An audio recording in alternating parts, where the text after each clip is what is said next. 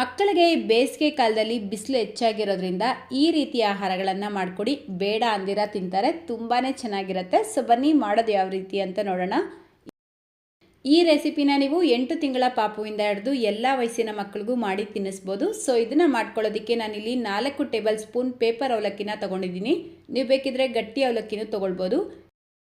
ಈ ಅವಲಕ್ಕಿನ ನೀಟಾಗಿ ತೊಳೆದ್ಬಿಟ್ಟು 5 ನಿಮಿಷ ಮುಂಚೆ ನೆನೆಸಿಟ್ಕೊಳ್ಬೇಕು. ಗಟ್ಟಿ ಅವಲಕ್ಕಿ ಆದರೆ ಒಂದು 10 ನಿಮಿಷ ನೆನೆಸಿಡಿ. ಈಗ ಗ್ಯಾಸ್ ಸ್ಟವ್ ಮೇಲೆ ಒಂದು ಪ್ಯಾನ್ ಇಟ್ಕೊಂಡು ಚಿಕ್ಕ ಕಪ್ಪಲ್ಲಿ 1 ಕಪ್ ನೀರು ಸೇರಿಸ್ಬಿಟ್ಟು ಕಟ್ ಮಾಡಿ ಇಟ್ಕೊಂಡಿರುವಂಥ ಆ್ಯಪಲ್ ಸೇರಿಸ್ಕೊಳ್ಬೇಕು. ನಾನಿಲ್ಲಿ ಅರ್ಧ ಆ್ಯಪಲ್ನ ಸೇರಿಸ್ಕೊಂಡಿರೋದು. ಇದನ್ನು ಮೀಡಿಯಮ್ ಫ್ಲೇಮಲ್ಲೇ 5 ನಿಮಿಷ ಬೇಯಿಸ್ಕೊಳ್ಳಿ. ನೋಡಿ, ಕರೆಕ್ಟಾಗಿ 5 ನಿಮಿಷಕ್ಕೆ ನಾವು ಸೇರಿಸ್ಕೊಂಡಿರುವಂಥ ಆ್ಯಪಲ್ ನುಣ್ಣಗೆ ಬೆಂದಿರುತ್ತೆ. ಈಗ ಇದನ್ನು ಒಂದು ಮ್ಯಾಶರ್ ತೊಗೊಂಡು ಚೆನ್ನಾಗಿ ಮ್ಯಾಶ್ ಮಾಡ್ಕೊಳ್ಳಿ. ಈ ರೀತಿ ಮ್ಯಾಶ್ ಮಾಡ್ಕೊಂಡಿದ್ದ ನಂತರ ನಾವು ಮೊದಲೇ ನೆನೆಸಿಟ್ಕೊಂಡಿರುವಂಥ ಅವಲಕ್ಕಿ ಸೇರಿಸ್ಕೊಳ್ಬೇಕು. ಆ ನೀರಿನ ಸಮೇತ ಸೇರಿಸ್ಬಿಟ್ಟು ಮತ್ತೆ 1/4 ಕಪ್ ನೀರು ಸೇರಿಸ್ಬಿಟ್ಟು ಒಂದು ಸಲ ಮಿಕ್ಸ್ ಮಾಡಿಕೊಂಡು 6 ರಿಂದ 7 ನಿಮಿಷ ಇದನ್ನು ಲೋ ಫ್ಲೇಮ್ನಲ್ಲೇ ಬೇಯಿಸ್ಕೊಳ್ಬೇಕು.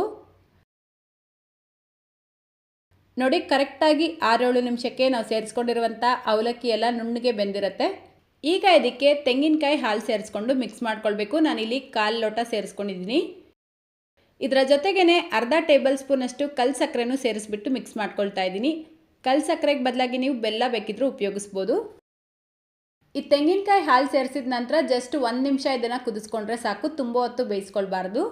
ಈ ಕನ್ಸಿಸ್ಟೆನ್ಸಿ ಇರಬೇಕಾದ್ರೆ ಗ್ಯಾಸ್ ಫ್ಲೇಮ್ನ ಆಫ್ ಮಾಡ್ಕೊಳ್ಳಿ. ಇದು ತಣ್ಣಗಾದ್ಮೇಲೆ ಒಂಚೂರು ಗಟ್ಟಿಯಾಗತ್ತೆ.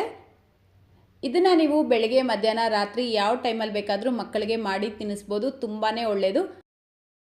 ಸೊ ಇವತ್ತಿನ ರೆಸಿಪಿ ಇಷ್ಟ ಆಗಿದ್ರೆ ಪ್ಲೀಸ್ ಲೈಕ್, ಶೇರ್ ಮಾಡೋದನ್ನು ಮರಿಬೇಡಿ. ಚಾನಲ್ಗೆ ಹೊಸದಾಗಿ ವಿಸಿಟ್ ಮಾಡಿದರೆ ಸಬ್ಸ್ಕ್ರೈಬ್ ಮಾಡಿಕೊಂಡು ಬೆಲ್ಲೈಕನ್ನು ಕ್ಲಿಕ್ ಮಾಡ್ಕೊಳ್ಳಿ ಅಂತ ಹೇಳ್ತಾ ಇದೇ ರೀತಿ ಮತ್ತೊಂದು ರೆಸಿಪಿಯೊಂದಿಗೆ ಸಿಗೋಣ. Thank you.